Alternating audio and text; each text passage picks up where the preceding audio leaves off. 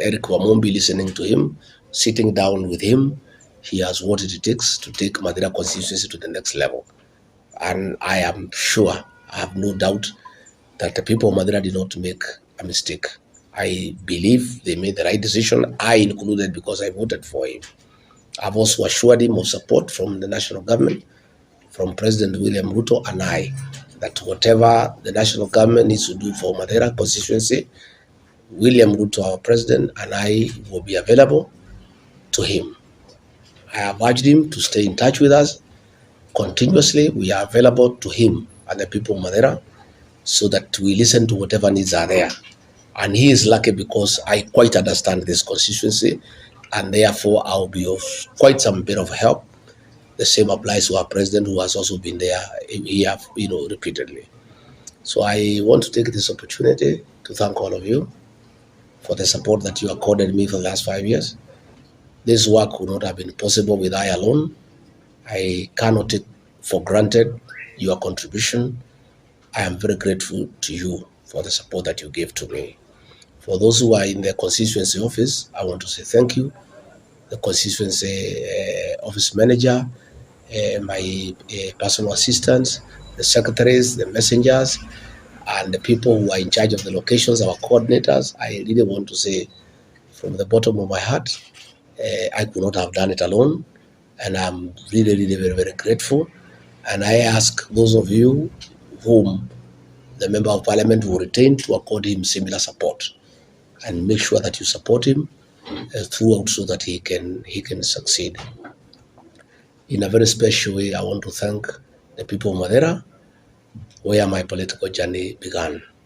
The people of Mathira are very special to me, because when things became very tough and the criminal justice system was weaponized against me, all our projects were suspended to punish me and to coerce me to abandon my political beliefs, the people of Mathira stuck with me, and they told me not to be intimidated. Had the people of Mathira wavered and decided, because I was under siege and projects were being stopped, and they abandoned me, I will not be where I am today. So I am really very grateful to the people of Mathira, who essentially are the descendants of the Mau Mau. These are courageous people. They are people who are brave, and they are people who urged me to stay firm and not to be intimidated. And they hung around me, and they stood with me, they prayed for me and supported me.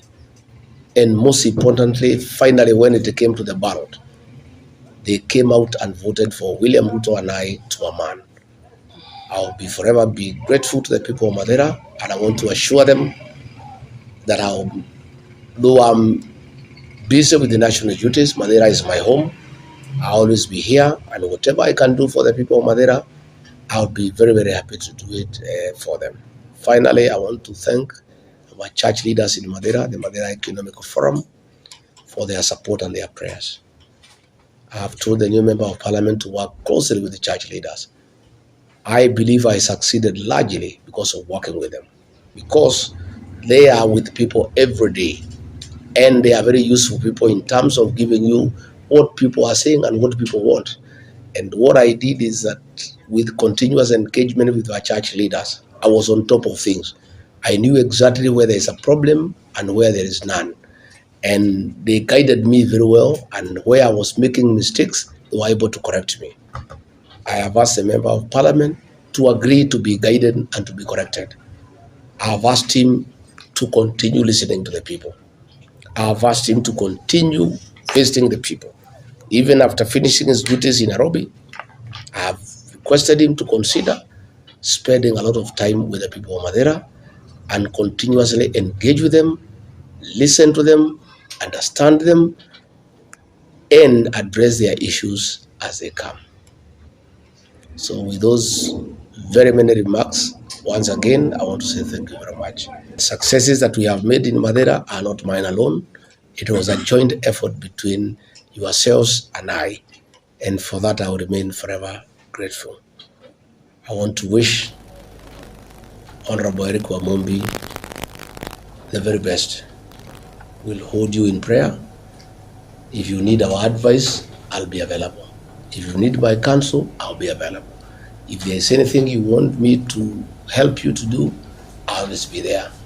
If you feel you are stuck somewhere and it's not very clear, please don't hesitate to call me or come and see me. I'll always be available. And for my good people, Mathira, don't forget me because I've got Nairobi, please. Msinisahau. Muendelee kuniombea. Na mnanitembelea nikija nyumbani mnakuja tukunywe chai. Ama mnialika kwenu manyumbani nikuja tukunywe chai. And I want to tell you, I'm still the same person.